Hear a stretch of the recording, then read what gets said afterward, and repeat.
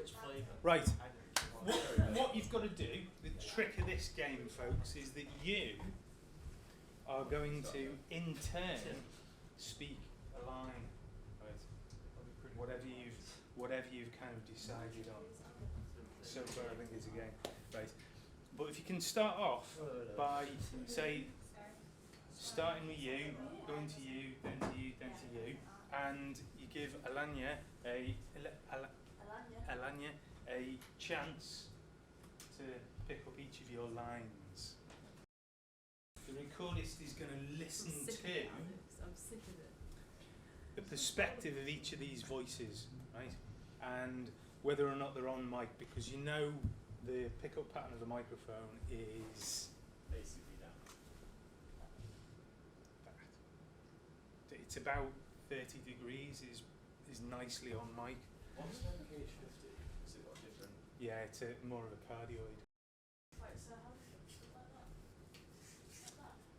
Yeah, if you sort of this elbow here, if you just sort of lean it up against yourself, you'll find it's just, you can put anything in there and it's just kind of resting, and then when you need to reach, that's when you use your muscles, but otherwise you're not really doing anything. All right, so standing by for a take. Speed, got ready. Turn over. Speed. See, I nearly said sound of speed. Camera's speed, and you know the lines, you know the frame. Action.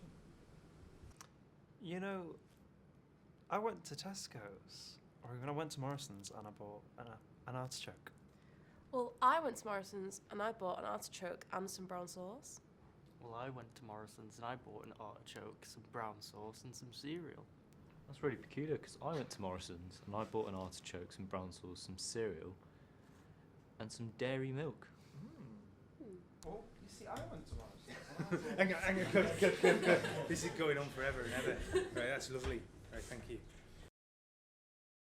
What I noticed, right, was that the actual mic placement wasn't so bad. So when we're pointing at Alex, we're kind of pointing at him. You want to be looking to get the axis of the microphone down the nose. So like that. So Down the nose? yeah. So Like straight down. you can go. You could get. Is that in frame? We're not in frame now. Just in frame about 2 inches. There you Out of go. frame. So that kind of thing, depending. But he was addressing them, so that's about right. And then when you go over here, instead of kind of moving like that, what you want to do ideally is point towards your character and then move the microphone in. What will make your life easier is if you just kind of break this about 45. Yeah. And then the same when you deliver your line, it's like a, and then go in. Yeah.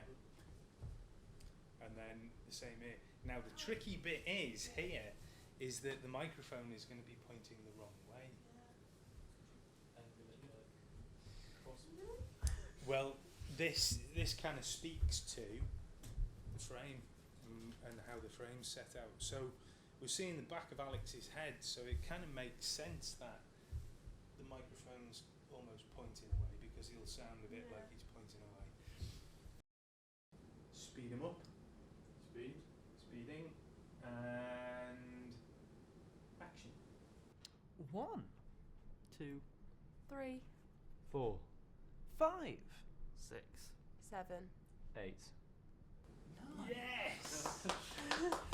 Nice. I thought that was pretty Just well got the done. boom in. Was it the last bit? Yeah. I thought I went down a tad.